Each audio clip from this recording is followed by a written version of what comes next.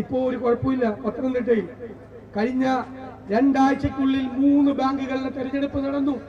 ഉജ്ജ്വലമായ ഭൂരിപക്ഷത്തിന് UDF ആ ബാങ്കുകൾ നിലനിർത്തി. ഞങ്ങൾ ഇവിടെ പറയുന്നു, CPM ജില്ലാ സെക്രട്ടറിയോടും സംസ്ഥാന സെക്രട്ടറിയോടും കേരളത്തിലെ മുഖ്യമന്ത്രിയോടും കേരളത്തിലെ സഹകരണ മന്ത്രിയോടും ഞങ്ങൾ പറയുന്നു, ഈ ചേവായൂരിൽ നടത്തിയ സംഭവം ഇനി കേരളത്തിൽ എവിടെയെങ്കിലും ആവർത്തിച്ചാൽ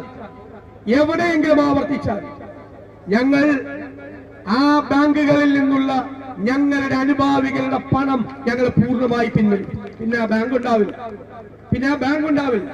ചെയ്യാൻ പാടില്ലാത്ത കാര്യം. പക്ഷെ ചെയ്യാൻ ഞങ്ങളെ പ്രേരിപ്പിക്കരുത്. മാലപ്പടക്കം പൊട്ടുന്നത് പോലെ കേരളത്തിലെ ബാങ്കുകൾ തകർന്നു വീഴും. അതിന്റെ കാരണക്കാരൻ പിണറായി വിജയൻ മാത്രമായിരിക്കും എന്ന് ഞങ്ങൾ മുന്നറിയിപ്പ് നൽകുകയാണ്. ഓരോ സഹകരണ മേഖലയിൽ ഞങ്ങൾ ഒരു തരത്തിലുള്ള പിന്തുണയും ഈ സർക്കാർ ഇനി തരില്ല. ഒരു തരത്തിലുള്ള പിന്തുണയും തരില്ല.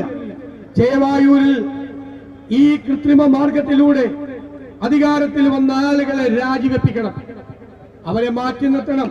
അവിടെ ജനാധിപത്യ രീതിയിൽ തെരഞ്ഞെടുപ്പ് നടത്താനുള്ള അവസരമുണ്ടാക്കണം. സുപ്രീം കോടതിയിൽ വരെ പോയാലും ഞങ്ങൾ ഈ നിയമ പോരാട്ടം ഞങ്ങൾ തുടരും. ഈ ബാങ്ക് ഞങ്ങൾ തിരിച്ചു പിടിക്കുക തന്നെ ചെയ്യും. ഞങ്ങളുടെ നേതാക്കന്മാരെ, ഞങ്ങളുടെ പ്രവർത്തകരെ തല്ലിച്ചതയ്ക്കുന്നതിന് നോക്കി നിന്ന പോലീസ് ഉദ്യോഗസ്ഥന്മാർ, ഞാൻ വലിയ ഭീഷണിയൊന്നും പെടുത്തുന്നില്ല, പക്ഷെ നിങ്ങളെയൊക്കെ ഞങ്ങൾക്ക് അറിയാം.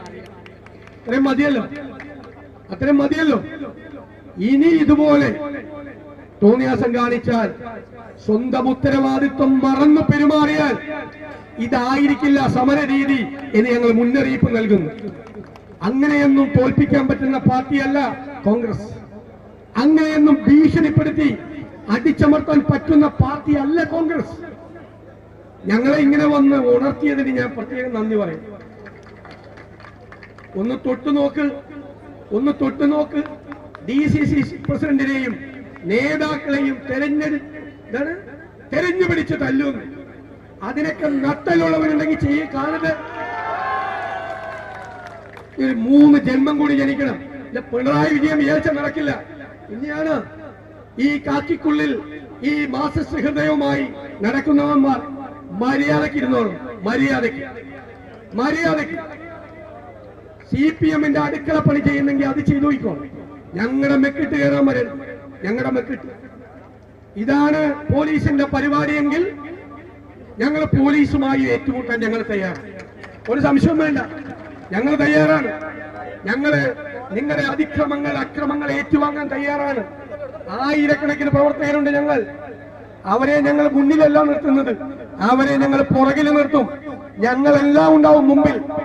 ഞങ്ങള് ഏറ്റുവാങ്ങിയിട്ട്, മർദ്ദനം ഏറ്റുവാങ്ങിയിട്ട് ഞങ്ങളുടെ പുറകിലുള്ള ഒരു പ്രവർത്തകന്റെ മീത് നിങ്ങളുടെ ലാത്തി വീഴും. ഞങ്ങളുണ്ടാവും.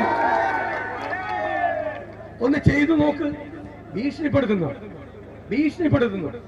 അധികാരത്തിന്റെ പിൻബലവും കുറെ മൂന്നാംകിട നേതാക്കന്മാരെയും കണ്ടിട്ട് ഞങ്ങളുടെ നേതാക്കന്മാരെയും ഞങ്ങളുടെ പ്രവർത്തകരെയും ഭീഷണിപ്പെടുത്തുന്നു. ആരാ നിങ്ങൾ? അതൊന്നും വേണ്ട.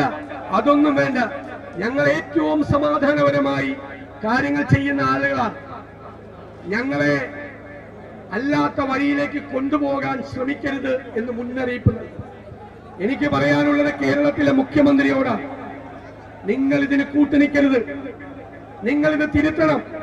നിങ്ങൾ അറിഞ്ഞുകൊണ്ട്, നിങ്ങളുടെ പാർട്ടി അറിഞ്ഞുകൊണ്ട് നടത്തിയ തെറ്റാണ്. ഇത് തിരുത്തണം.